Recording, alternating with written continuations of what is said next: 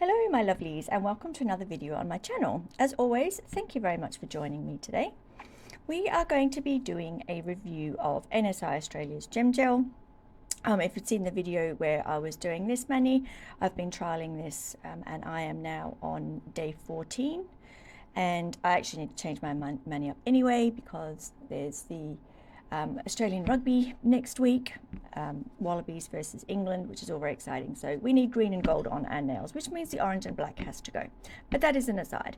I wanted to do a review on this. It's a new product for me. As I said before, I don't know if it's new to NSI, but it is certainly new to me. And I've given it a good go. As you can see, I think I counted 51 crystals in total on these nails, which is more than what I would normally do, but it's all good. So also wanted to let you know that this video is going to be a little bit choppy because I did check in a few times during the 2 weeks that I've had these nails on. So it's not going to be one consistent video, which is what I normally do. So please excuse that, but it was because I wanted to come in and give you little updates as the thoughts struck me and things came up. So yes, I hope you enjoy this video. Let's get into it. Hello my lovelies and welcome back to another video on my channel. I'm just going to do a quick check-in with you because it has been a few days since I did this mani and applied my crystals with this new product, or new to me at least, which is the Gem Gel from NSI. Don't know why I struggled to say that. So I'm a few days in. I have lost a few crystals, which I'm suspecting is probably more to do with my application than the product. At least that's what I'm hoping. So this is a very thick product, much thicker than what I am used to using. I'm familiar with builder gels and gel polish, all of which are quite runny, but this is like a goop fest. This stuff is really, really thick. So I applied it with a brush and used the brush to spread it around my nail, and I'm thinking that was probably not the right thing to do. So we are going to try something different. I have got a dotting tool this time, and I am going to pick up the product with the dotting tool, so it is going to be thicker, and basically place it on the nail as a glob of gel. So that's what we are going to try today. I've got my crystals here. Actually, I might just move this out of the way, might be a bit easier. I've got my gem gel here and I've got my crystals. So I've got one larger one, which I lost from here. And I have two smaller ones, which I lost from my index finger on this hand. So one on the edge here, which of course is, a very precarious position to be placing crystals anyway. So that's really just going to put it to its paces. And another one on the side here. So we are just going to dip our dotting tool in here. In fact, I might use a slightly thicker side for this crystal on my left hand, because it's a bit thicker, bit of a larger crystal. Let's see how goopy this product is. And we are going to place that down where my crystal should be. Oh, this is still, my goodness, this is so goopy. So yeah, it's going to take a little while, I think, for me to get used to working with this product. As I said, it is unlike any gel I have worked with before. It's how I imagine a very thick, very viscous builder gel would be, sculpting gel. And because I don't do nail extensions, I don't have any sculpting gels in my collection. So, but I suspect that they're very similar. So I'm just going to press that into place and pop that in my lamp. I didn't see any instructions for this one, so I'm just curing it for 60 seconds because I figure that should be enough. So I'll just cure that and I shall be back. Okay, so we have one crystal in place. That feels pretty solid. So we'll see how that wears. We'll do the other two on my other hand now, which of course is my trickier hand. Because I am right-handed, but I'm going to use the thinner side of my dotting tool for this one because these are really tiny crystals. I'm not sure what size they are exactly, but they make my SS5s look big, so maybe SS3 perhaps at a guess. They came in a mixed pack of mixed sizes, so I'm not sure. But we will just get my camera in focus.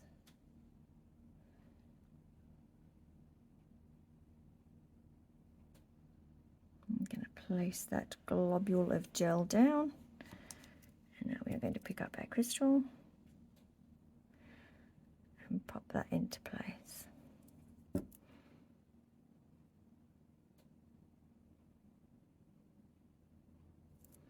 Okay, and I'm just going to freeze cure that for a few seconds so that it doesn't get knocked out of place as I'm doing the other crystal on the same finger. Okay, so this crystal was placed around the side. It's a little bit tricky to get to, but you know, what's life without a challenge, hey?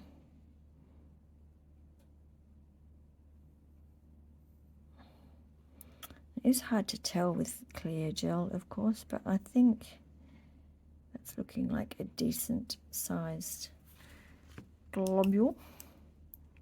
Pick up my crystal, pop that down. This is why I freeze cured the crystal on the other side, because I knew that I would knock it doing this. Or a little high likelihood at least. Okay, in the lamp. So another thing I thought I would try, instead of a dotting tool or a brush, is using one of these. I actually forgot that I had these, and to be quite honest, I can't even remember what they're called. I got them off eBay ages ago. It was a tip I got from Talia's Nail Tales channel a number of years ago, and I actually forgot I had them. They're really good for applying gems with glue, with nail glue. And I just sort of, yeah, I just refreshed my memory with that, and I thought I'd try applying it with these as well, because I just had a little online chat with NSI, and yes, basically I think I just didn't apply it thickly enough when I did my initial application, because I think I just, with the detail brush, I think I just got a little bit, I don't think I applied enough, but that looks like a decent dollop, I would suspect. And I'm just going to fill in this bit here where I've lost one of my smaller crystals. I'm just going to place that dollop down. It is a very goopy gel, so it does sort of get the stringy gel everywhere, but we'll see how we go with this. So hopefully my camera is able to focus on this. So I just placed my crystal down, and now I'm just going to pop it into position.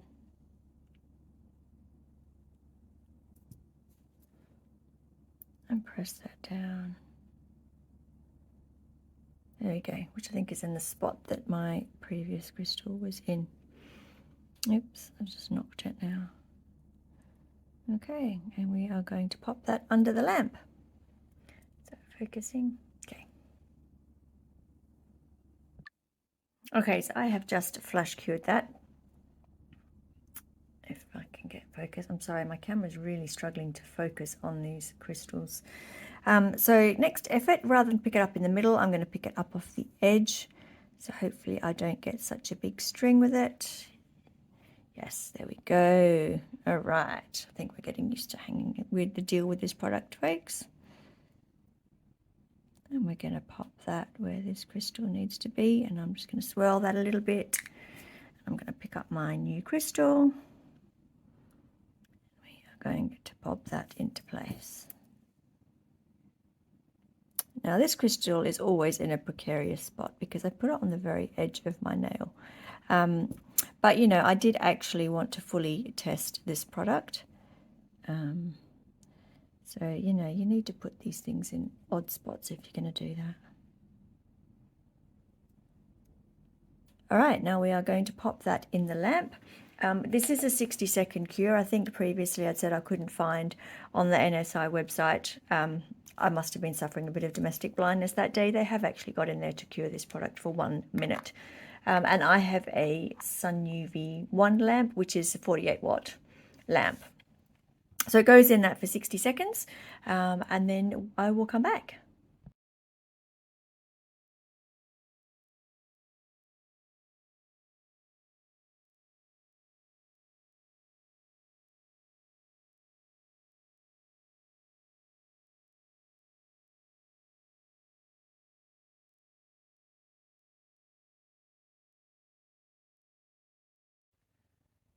Yeah.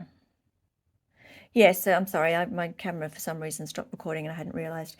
So yes, I was just having a check at this, and I think this has been, looks like this is cured properly.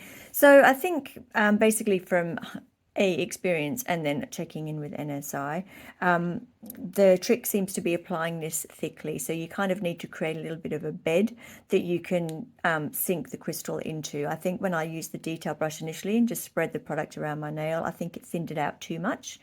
So I think for me, either applying it with a dotting tool or this little tool, which I honestly can't remember what it's called, I think that's going to be the way to go. And yeah, please ignore the chip on my thumb.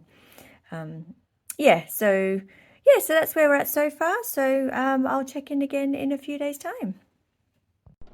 Okay, so I'm going to get my little trusty bucket and my removals. I always use an old pair of cuticle nippers to remove crystals from my nails. You don't want to use a pair that you actually use to trim your cuticles, because basically this is going to dull them, blunt them, and they're not going to be any good for cuticles. So if you've got an old pair that aren't really performing like they used to, this is a great use for them. I also like to try and get my crystals into a little plastic tub. You need to be careful when you do this, when you remove crystals with cuticle nippers, because they are prone to pinging around all over the place. So I try and catch them in the bucket. Sometimes it works. I probably get about 90% of them. So we're just going to come in. So this is before I remove them. This is how my nails look after 2 weeks with the crystals. As you've seen with the little interim videos, I did lose a few crystals quite early on in the fortnight, but that was because user error. Basically, I hadn't applied the gel thick enough. So I like to do a bit of trial and error. It wasn't working, so I contacted NSI, and yes, you need to apply this product thickly. So when I first applied it, I was doing, if you've seen this video of my doing this manual, you'll have seen it, I was using a detail brush to pick up the gel and then sort of spread it around the nail. That does not work. I do not recommend doing that, because you spread the product too thin. This product needs to be, it's very thick and goopy, and it needs to be applied that way in a dollop. So basically what you need to do is you need to create yourself a little bed for your gemstones or crystals or whatever embellishment that you're using. You need to create a little bed for it, and then you need to pop your crystal or whatever it is you're doing, sort of press it down into the gel. And once I started doing that, so the crystals that I replaced using that method, I haven't lost a single one. And that was a couple of days into the mani. So basically they've lasted 2 weeks once you've applied it thickly. And I did put it through its paces. Like, I would never normally, this is quite a large crystal, this one here, and it's sitting right on the edge of my nail.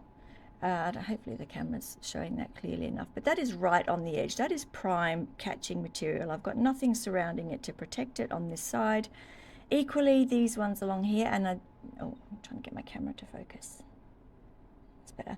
And I did lose this one early on because I hadn't put a thick enough layer. Once I corrected that and I put my dollop of gel, I haven't lost that one. And again, that's in a prime spot to come off. So if you apply this gel properly, as per NSI's recommendations of doing, basically making a little bed of the gel and placing your item into it, sort of sinking it into it and then curing it.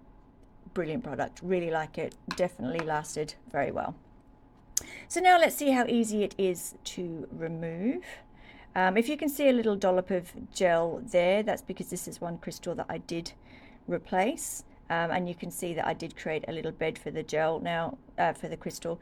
Now ordinarily you would do your gem gel, place your crystal and then put the top coat up to it, so you wouldn't actually see that that dollop of gel. It's just because I repaired that one, which makes me suspect that one's going to be very hard to remove. So start from this side. Is my camera focusing on that? That first crystal came off quite easily. So these ones I did not replace. These ones that are coming off quite easily here, I did not replace. This large one I did. So this should be in a pretty hefty dollop of gel. Still came off quite nicely. This one I did not need to replace. This one, as I just mentioned, I did.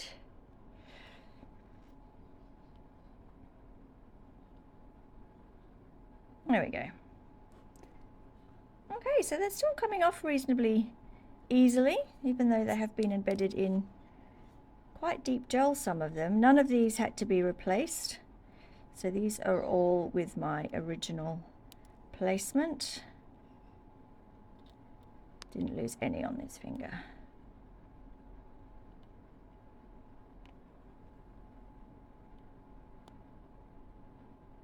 There we go. So yes, I do try and sort of carefully remove the crystals because, oh, like that one, sometimes they do just go pinging. And you do need to be careful of your eyes doing this. I wear glasses, so it's probably not quite so bad, but if you don't, please do be careful because they can just ping around the room. So if you've got some sort of protective eyewear, then it's a good idea to use it if you can. Sometimes if I'm not filming on camera, I will actually sort of semi-cover the crystal with my hand. But yeah, when you're trying to catch it on video, that's not really very practical, but that is what I do if I'm just doing this normally. I just place the nippers where I want them, I sort of cover the crystal a bit, and then I press my nippers together. So if it is going to go pinging, it generally goes pinging off into my hand, which is of course fine. That's what I'm after. And also, you know, if you're wanting to try and reuse some of your crystals, then also it's a good way to capture them and find the ones that you can reuse versus those that you can't. Okay, so now I'm using my left hand to remove these crystals. I am not left-handed, so, you know, if I look a little bit khaki-handed here, there's a good reason for it. I really envy people who are ambidextrous. You know, my husband's not technically ambidextrous, but he can do a lot of things. You know, he doesn't write with both hands, but, you know, things like, you know, playing golf or, you know, using hammers and drills and things. He can use either hand. It really doesn't matter, whereas, yeah, that's just not the same for me. Okay, so now we've come to the tricky finger. This had by far the most crystals on it, as you can see. There's that little dollop of gel that I placed that in, and that crystal was perched right on the edge of my nail. So, you know, it was prime position to come pinging off, and it didn't. Once I'd put that thicker layer of the gem gel down, it stayed, and which was great. Because, you know, you don't want to be losing your crystals either. Okay, this is a bit tricky. I'm going to have to move the bowl of the camera here. I can't get far enough away. Oh, there we go. Got that one. Okay.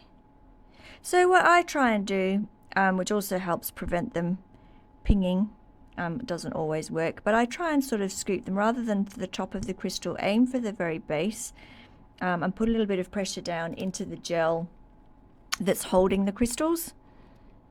And sometimes, like now, it can be helpful if you can rest your hand on a flat surface, because sometimes you do need to apply a little bit of pressure. If they don't come off at all, like if I'm really struggling to get them off, I will actually file around the crystals. I try not to file on top of the crystals because it's no good for your file. If you're using an e-file, it's going to wreck your drill bit. If you can use a hand file, but I tend to just file around them, and then once you've got rid of the gel that's supporting them, then they come off quite easily. But as you can see, like, these crystals were not coming off easily. So, and these ones I did not have to put a thicker layer down, but you know, they're probably quite protected by my nail folds anyway on this side. But the ones on the free edge, that is really impressive, to not lose large crystals right on your free edge, because they are just the ultimate to catch and come off. Okay, I'm going to file around those two to try and get them off.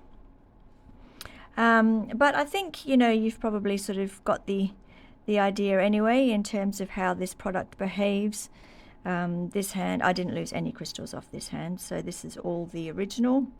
And it looks like I possibly just applied the gel a little bit thicker here anyway. So all in all, my review of this product, very good, really impressed with it. You just need to make sure that you apply it quite thick, make a little bed of the gel and place your crystal or other embellishment in, and then cure it. It's a 60-second cure for this, so give it a good cure in your lamp, top coat around your embellishments, and you should be good to go.